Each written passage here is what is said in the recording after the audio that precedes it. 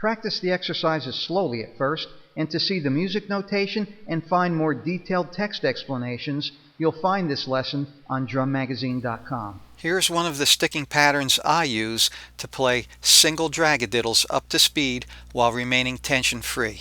It's based on a technique called the level system, made up of full, half, and low strokes, which was used by both Billy Gladstone and George Lawrence Stone. Note the starting position of my hands. The first right hand stroke accent is produced by simply throwing the stick down using a wrist stroke from the full stroke level, and because the next stroke in the pattern completes a fast double stroke, I make the second stroke using my fingers while stopping my wrist at the low stroke level.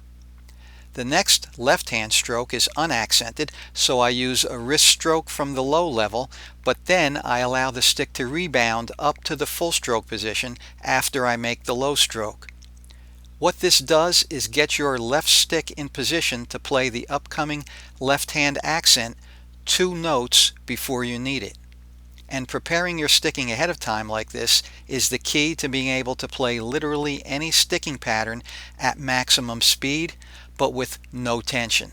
While this may seem confusing at first, after you work through all of the rudiments and basic accenting patterns using this method, it will eventually become ingrained into your muscle memory, and eventually you will no longer have to think about it. Your body will just simply execute it on autopilot. The next right hand stroke is also unaccented, so I use a wrist stroke from the low level, but because the next stroke completes a double stroke on the same hand, I use a finger while keeping my wrist at the low level position. Now, if you remember that last time we made a left hand stroke, we allowed our stick to rebound to the full stroke level. All we need to do to produce the following left hand accent is throw the stick down from the full stroke level, and we'll get an accent without any fuss, stress, strain, or added tension.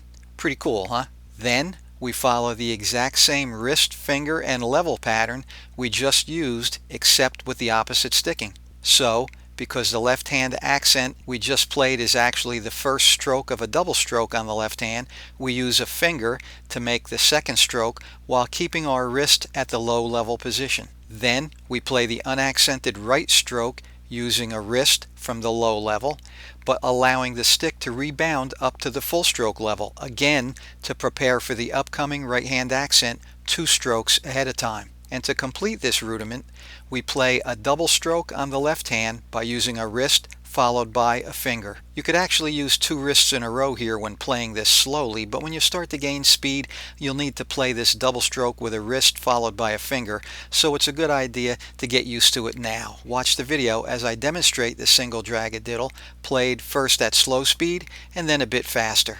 Note that there are actually 2 ways to execute drags in the single dragadiddle: open versions and closed versions. Because it's more difficult, I showed you how to apply the level system to the open version in the previous section. But instead of playing drags as a quick double stroke, you can also play them as a single crush roll. Watch as I play them both ways in the following video.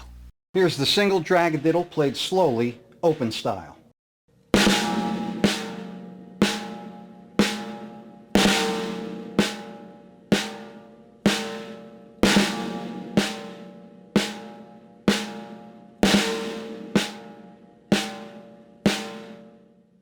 Closed style.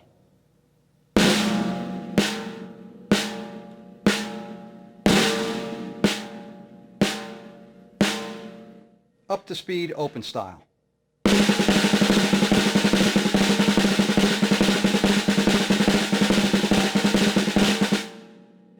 And closed style.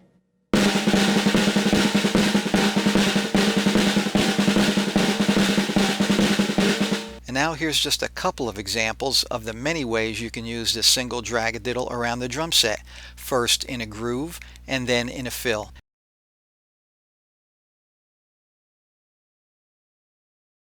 Here's the single dragadiddle played slowly in a groove.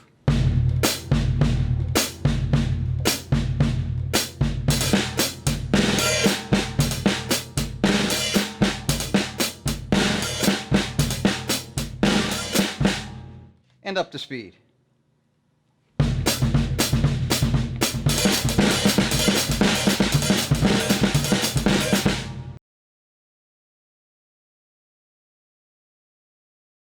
Here's the single Dragadiddle used in a fill around the drum set in a samba type fill pattern.